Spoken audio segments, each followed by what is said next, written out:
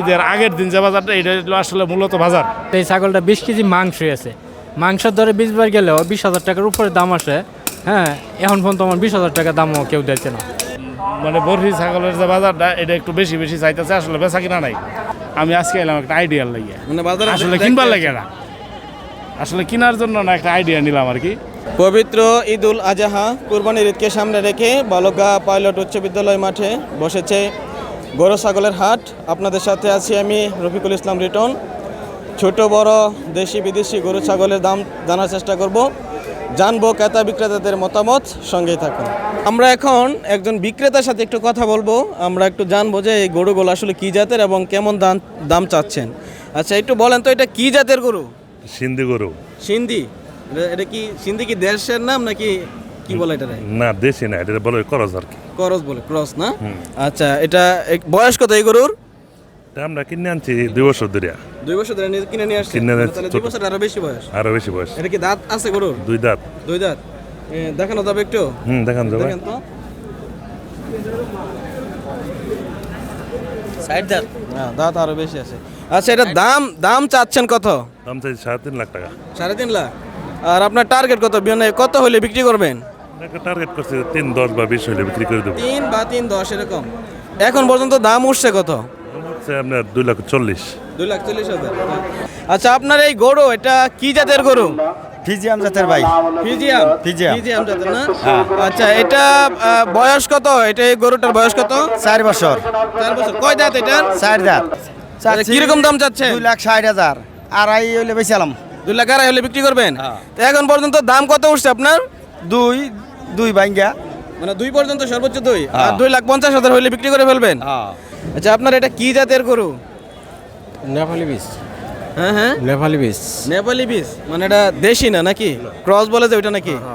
আচ্ছা, এই গরুর বয়স কত? 3 বছর ছিল। 2 দাঁত। 2 দাঁত। বয়স জানেন না? কত বছর? 3 বছর, 2.5 বছরের হইছে। 2.5 বছর, 3 বছর হবে না? আচ্ছা, এটা দাম চাচ্ছেন কত? নাম যাচ্ছে 1.5 লক্ষ টাকা। 1.5 লক্ষ। হ্যাঁ। এখন আপনার টার্গেট মানে কত হলে বিক্রি করবেন? 30, 35, 40। মানে 1,30,000-35,000 হলে বিক্রি করবেন। আচ্ছা, আর একটু জানি এখন পর্যন্ত দাম আপনার এই বাজারে দাম উঠছে কত? আপনাকে কত দাম বলছে? 25, 20। 1,20,25 বলছে। তাহলে 30 হলে বিক্রি করে ফেলবেন? হ্যাঁ। আমরা একটু জানতে চাই এটা হচ্ছে কি জাতের ছাগল? এটা ভাই একটা ক্রস জাতের ছাগল আর কি।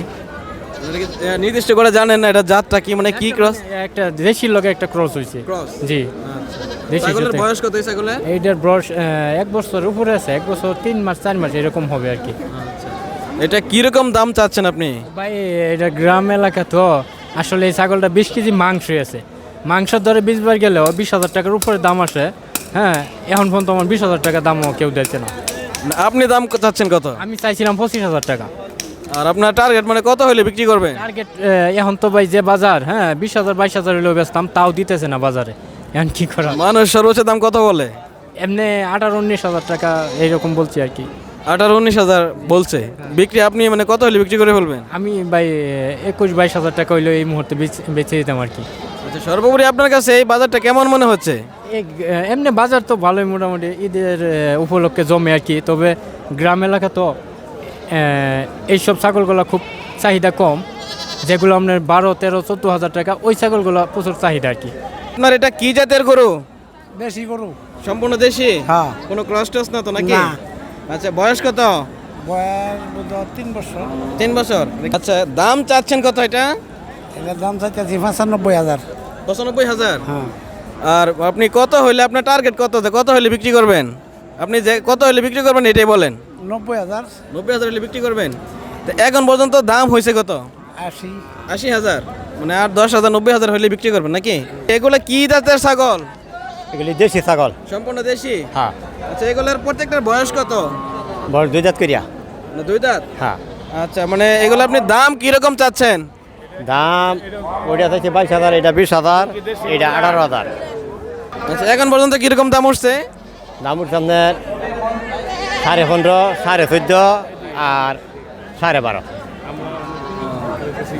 তাহলে আপনি কত হলে বিক্রি করবেন চিন্তা ভাবনা আছে? 16, 15 হলো শেষটা। আর এটা লোক আপনার 13।